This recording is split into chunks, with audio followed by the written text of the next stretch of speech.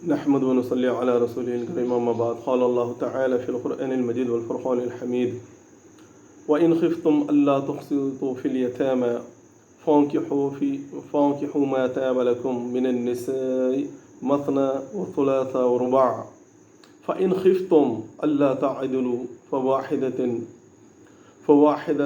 أو ما ملكت أيمانكم ذلك أدنى ألا تعولوا سورہ نساء آیت نمبر 3۔ اس آیت میں اللہ تبارک تعالیٰ نے نکاح کرنے کا حکم دیا ہے اور یہ فرمایا تم یتیموں کے معاملے میں اگر اعتدال نہیں برت سکتے، خوف ہے، تو تمہیں چاہیے کہ ان کو اپنے نکاح میں لاؤ، 2 3 4 نکاح کر کے۔ اور اگر تمہیں ڈر ہے اس بات کا کہ ایک سے زیادہ کرنے میں عدل پر قائم نہ رہو تو بہتر ہے کہ ایک پر ہی قائم رہو، اور یہ اس بات کا اندیشہ ہے کہ تم ظلم نہ کرو۔ اللہ تعولو۔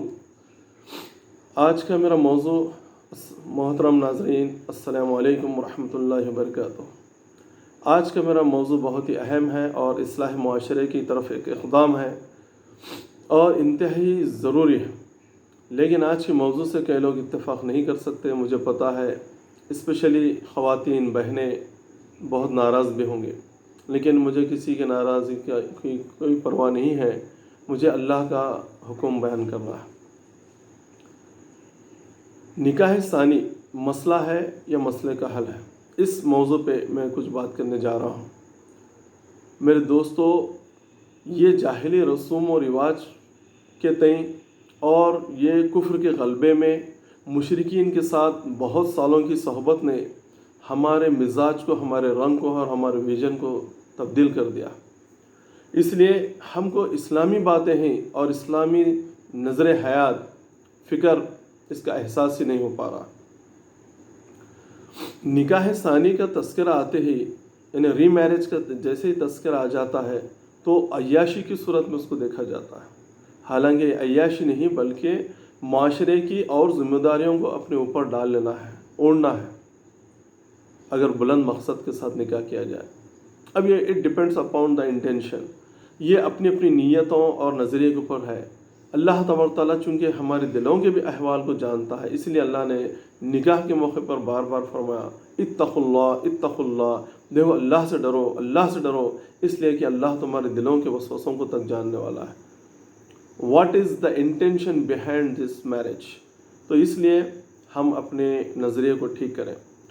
الغرض نکاح ثانی یہ وقت کی اہم ضرورت ہے اور معاشرے کی ہمیشہ ضرورت رہی ہے، اور نکاح ثانی اور ثلاثہ رباع عام ہو جاتا ہے تو پھر معاشرے کے کئی مسائل یوں ہی حل ہو جاتے ہیں اور زنا مشکل ہو جاتا ہے۔ آج زنا بہت آسان ہوگا، نکاح مشکل ہو گیا۔ وجہ یہی ہے کہ صرف ایک پر اتفاق کیا جا رہا ہے۔ میرے دوستو، یہ نکاح ثانی کیوں کیا جائے، اس کی کئی وجوہات ہیں۔ پہلے ریزننگ کو آپ جانیں، اور مرد کے نیچر کو بھی جاننا بہت ضروری ہے۔ ہم یہ تمام مرد اور عورتوں کے جذبات کو بغیر سمجھے ہوئے معاشرے میں زندگی گزار رہے ہیں۔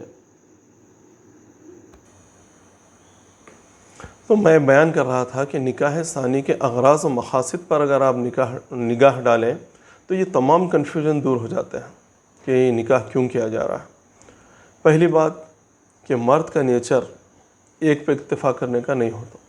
اب ٹو بی فرینک میں کہہ رہا ہوں، یہ اور بات ہے کہ کچھ مجبوریاں حائل ہوتی ہیں، لیکن آپ کسی بھی مرد سے اس کی خواہش کا جب مطالبہ کریں، پوچھیں، استطاعت نہیں رہنے کے باوجود بھی کہتا ہے کہ ہاں دوسرا نکاح ہونا چاہیے، تو یہ مرد کا نیچر ہے۔ اسی لیے اللہ تبارک تعالیٰ ایک سے زیادہ کی ترغیب دیا ہے، ایک سے زیادہ کا حکم دیا ہے، جائز رکھا ہے، اس لیے کہ زنا سے انسان بچ سکے اور معاشرے میں نیکی اور خیر کے کام جاری ہو سکیں۔ اور جنت میں بھی زیادہ سے زیادہ آپ دیکھیں گے حوروں کا تذکرہ ہے، اس لیے کہ اللہ تعالیٰ اسی نیچر اور طبیعت کے ساتھ ہمیں بنایا ہے مردوں کو۔ اور آپ دیکھیں گے اس کے بالکل برخلاف، اگر عورت ایک سے زیادہ چاہتی ہے تو اس کو کس کیٹیگری میں رکھا جاتا ہے؟ اس کو فاحشہ کی کیٹیگری میں رکھا جاتا ہے۔ اور ایک نیک سلیم الفطرت عورت کے اندر یہ مادہ ہی نہیں ہوتا کہ وہ ایک سے زیادہ مردوں کی صحبت میں رہے۔ تو اسی لیے ان حقیقتوں کو جانیے اور سمجھیے کہ انسان کو کیوں ضروری ہے اور کیوں یہ اقدام کرنا ہے۔ اللہ تبارک تعالیٰ نے اس آیت میں واضح طور پہ فرمایا کہ تم استطاعت رکھتے ہو تو نکاح کرو، اور اگر تمہیں خدشہ ہے تو ایک پر ہی قائم رہو۔ اب کئی لوگ ایسے بھی ہیں کہ ایک کا بھی صحیح سے حق ادا نہیں کر سکتے، اتنی گئے گزری حالت میں زندگی گزار رہا ہے، تو یہ ان کے لیے نہیں ہے۔ جو صحت مند ہیں، تندرست ہیں، معاشی اعتبار سے، مالی اعتبار سے، جسمانی اعتبار سے، حقوق الزوجین کے اعتبار سے، جو ہر طرح سے پرفیکٹ ہیں، ان کے لیے ترغیب ہے۔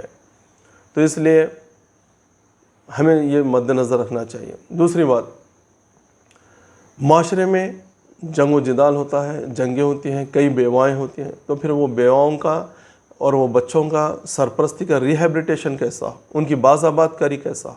تو اللہ تبارک تعالیٰ ایک نیچرل پروسیس لگایا ہے کہ ان کو نکاح کے حصار میں باندھ دینے کے بعد کسی کی مختلف انداز میں نظریں نہیں پڑتی، تانے نہیں کسے جاتے۔ اگر آپ کسی سے بغیر کسی تعلق کے صرف آپ ہمدردی جتانے جائیے، لوگ ایک دو بار آنے کے بعد کہتے ہیں کہ کچھ نہ کچھ کنیکشن ہے باس، اس لیے وہاں پر جا رہا ہے۔ اگر وہی نکاح کے بعد اگر جاتا ہے، ارے وہ اپنی بیوی کا حق ادا کر رہا ہے، اس طرح سے دماغ سے تمام قسم کے خیالات، فاسد خیالات دور ہو جاتے ہیں۔ تو بیواؤں اور یتیموں کی باز آباد کاری کا ذریعہ ہے نکاح ثانی، ری میرج۔ اور دوسری بات، آدمی کے مزاج میں ایک پر اکتفا کرنا نہیں ہے، اور جو استطاعت رکھتا ہے پھر بھی اسے روکا جاتا ہے تو پھر وہ زنا کے اڈوں کی طرف مائل ہو جاتا ہے۔ اس لیے آپ دیکھیں گے کہ بظاہر نام کو تو ایک نکاح کرتے ہیں، لیکن کئی 4 سے زیادہ کئی خواتین سے ان کے رشتے قائم ہو جاتے ہیں۔ تو بتائیے معاشرہ کس جگہ پر جائے گا؟ اور جو لوگ، ابھی ایک پوائنٹ میں آپ کو کلیئر کروں گا، جو معاشرے نکاح ثانی کے قائل نہیں ہیں، یعنی ری میرج کو معیوب سمجھتے ہیں، اور جن کے پاس مذہبی اور اس لحاظ سے بھی اجازت نہیں تھی، وہ لوگ بھی معاشرے کی ضرورت کو مد نظر رکھتے ہوئے مختلف قسم کے ایکٹ لائے ہیں اور بیواؤں کی شادی یعنی ریفارم کے انداز میں تمام چیزوں کا آغاز کیا۔ اور جو لوگ جو ان کی بیویاں نکاح ایک سے زیادہ کرنے نہیں دیتے، آپ دیکھیں گے کہ ہر ہفتہ یا ہر مہینہ وہ مختلف وادیوں میں گھوم کر آتا ہے۔ کیا فائدہ بتائیں آپ؟ جائز طریقے سے جب چیزوں کو پورا نہیں کرنے دیا جاتا تو ناجائز دروازے کھل جاتے ہیں اور کہتے ہیں تو ایک ہی یہاں گھر میں مری ہوئی رہو، میں کئی جگہ فارغ ہو کے آ جاتا ہوں۔ تو یہ انداز معاشرے میں عملاً چلا ہوا ہے۔ تو میرے بھائیوں، اس حقیقت کو، میری بہنوں، اس حقیقت کو جانیے، تسلیم کیجیے۔ تیسری چیز، عورت کو اس کے اپنے کئی معرضے، بیماریاں، چیزیں لگی ہوئی ہیں، اور دیکھیں گے کہ آپ جب وہ ڈیلیوری کے قریب آتی ہے تو ماں باپ محبت میں اس کو لے کے جاتے ہیں، 7ویں 8ویں مہینے سے لے جاتے ہیں۔ اب وہ پوسٹ ڈیلیوری کی سچویشن میں پھر اس شوہر کے لیے بحال ہونے تک تقریباً 3.5 مہینے 4 مہینے چلے جاتے ہیں۔ اب یہ 4 مہینے تک کیا مرد فاتحہ پڑھتے بیٹھے گا؟ آپ کو سوچ۔ تو اس لحاظ سے یہ مختلف ایسے ادوار ہوتے ہیں، پیریڈس ہوتے ہیں، جس کے وجہ سے آدمی زنا کی طرف مائل ہو سکتا ہے۔ تو اللہ تبارک تعالیٰ نے انتظام فرمایا کہ تم تڑپتے نہ رہو، سسکتے ہو نہ رہو، بلکہ ایک سے زیادہ نکاح کرو اور اپنی زندگی کو بحال کرو اور مینٹلی ڈسٹرب نہ ہو جائے۔ تو یہ اللہ تبارک تعالیٰ نے اتنا اچھا موقع رکھا ہے، اس کو اویل کرنا چاہیے۔ اور خصوصاً جو بہنیں واقعی دیندار ہیں، میں کہوں گا کہ وہ اس کے لیے اپنے شوہر کو پرپوز کریں، ارے میری سہیلی بیوہ ہوئی ہے، سرتاج ذرا اس کو اپنے نکاح میں لا لو، اس کی زندگی سنور جائے گی۔ اب دیکھیے جو بالکل جوانی میں بیوہ ہو جاتے ہیں، کیا سسک کے ایسے ہی زندگی گزارے؟ یہ کہاں کی ہمدردی ہے، کہاں کا عدل ہے، کہاں کا انصاف ہے، بتائیں آپ۔ تو میری بہنوں سے خاص گزارش ہے کہ وہی یہ نکاح ثانی کے لیے بہت بڑا روڑا بنتی ہے۔ تو اس لیے چاہیے کہ وہ اپنے خاندان میں، اپنی سہیلیوں میں، پڑوس میں، جہاں کہیں بھی وہ مستحق نظر آتی ہیں، ویسے خواتین کو اپنے شوہر کے سامنے پرپوز کریں ان کا رشتہ اور ان سے نکاح کروائیں، اور سہیلیوں کی طرح، بہنوں کی طرح رہیں۔ تو آپ دیکھیے اس کے فائدے کیا ہوں گے۔ ایک تو شوہر آوارہ گردی کی راہ پر نہیں جائے گا، بے راہ روی کا شکار نہیں ہوگا، اور دوسرا وہ ذہنی طور پہ مطمئن ہوگا۔ تیسری چیز، اس کو ذمہ داریاں اتنی آ جائیں گی کہ دوسری طرف دیکھنے کا پھر سوال پیدا نہیں ہوتا. اور تیسری چیز، اس کو گھر کے کام کاج میں بھی اپنی وہ پارٹنر کی طرف سے مدد ملے گی. صبح کا یہ پکائے گی، شام کا وہ پکائے گی، تو پھر 24 گھنٹے کے بعد ہی نمبر آئے گا پکوان کے لیے بھی. تو اس طرح سے اگر دل بڑا کریں، فراخ دل ہو جائیں، تو کئی مسائل کا حل یہیں پہ ہو جائے گا. تو اس لحاظ سے نکاح ثانی یہ مسئلہ نہیں ہے بلکہ مسئلے کا حل ہے. It is not the problem but it is the solution for all our social problem. تو اس کو سمجھنا چاہیے. پھر دوسری چیز، اللہ تبارک تعالیٰ ہمارا حقیقی معبود اور حاکم ہے اور علیم و حکیم ہے. تو اللہ تبارک تعالیٰ ہمارے تمام چیزوں سے، جذبات سے، خیالات سے واقف ہے. وہ اس کی اجازت جب وہ دیتا ہے تو ہم کون ہوتے ہیں روکنے والے. یاد رکھیے، جو حماقت کرتے ہیں وہ برباد ہو جاتے ہیں، اور ورسٹ کنڈیشن آنے کے بعد ریٹرن ٹو دا پاسٹ یعنی ماضی کی طرف پلٹنا پڑتا ہے. ریٹرن ٹو دا ٹروتھ ہی کی طرف، سچائی کی طرف پلٹنا پڑتا ہے. اور وہ اتنی ورسٹ کنڈیشن آنے کے بعد پلٹنے سے پہلے میں تمام لوگوں سے گزارش کرتا ہوں کہ قبل از وقت پلٹ آئیے. آپ دیکھیں گے کئی لوگوں کو اللہ تعالیٰ اتنا مال دیا ہے. میں ننگے بھوکوں کی بات نہیں کر رہا، بلکہ جو لوگ استطاعت رکھتے ہیں، معاشی لحاظ سے کروڑوں لاکھوں روپے ان کے پاس ہیں، وہ ایک پر ہی اکتفا کریں، یہ تعجب کی بات ہے. یہ جائیدادوں کی تقسیم بھی ہم لوگوں کو گمراہ کر رہی ہے. یاد رکھیے، اللہ تبارک تعالیٰ نے قانون وراثت جو دیا ہے وہ اللہ عین حکمت پر مبنی ہے. اور ایمان کا تقاضا یہ ہے کہ اللہ تبارک تعالیٰ کی ذات پر ایمان رکھتے ہوئے اس تقسیم کو، پراپرٹی میں جتنی بھی شیئرنگ ہے اس کو ہم تسلیم کریں. یہ ایمان کا تقاضا ہے. اگر ہم اس کو غلط سمجھتے ہیں اور نکاحوں سے روکتے ہیں تو سمجھیے کہ کفر کر رہے ہیں. اللہ کے دیے ہوئے پروپورشن پہ اگر متفق ہو جائیں تو پھر یہ جائیداد کے مسئلے پیدا ہی نہیں ہوں گے.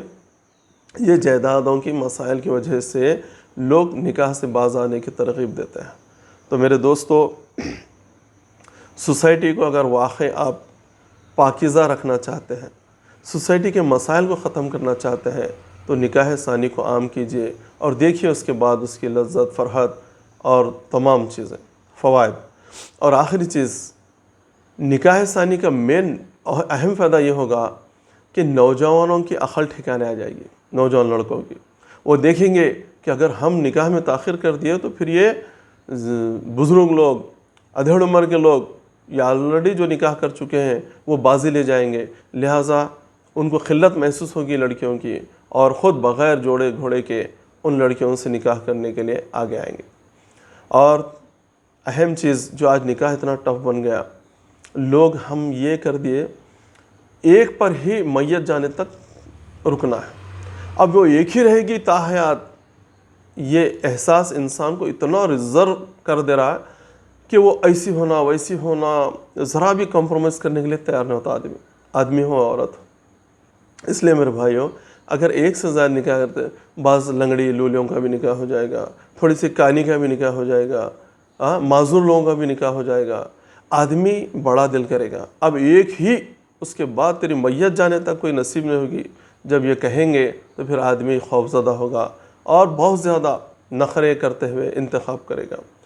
تو میں تمام لوگوں سے گزارش کرتا ہوں کہ پھر ایک بار اس ضمن میں سوچئے، سنجیدگی سے سوچئے اور اللہ کے قانون پر بھروسہ کیجئے، ایمان لائیے. اللہ تبارک تعالیٰ سے دعا ہے کہ اللہ تعالیٰ ہم تمام لوگوں کو نکاح ثانی کو یا کثرت ازواج کو خیر کا باعث سمجھنے کی توفیق عطا فرمائے اور زنا سے ہم کو بچائے. وآخر الدعوانا ان الحمد للہ رب العالمین.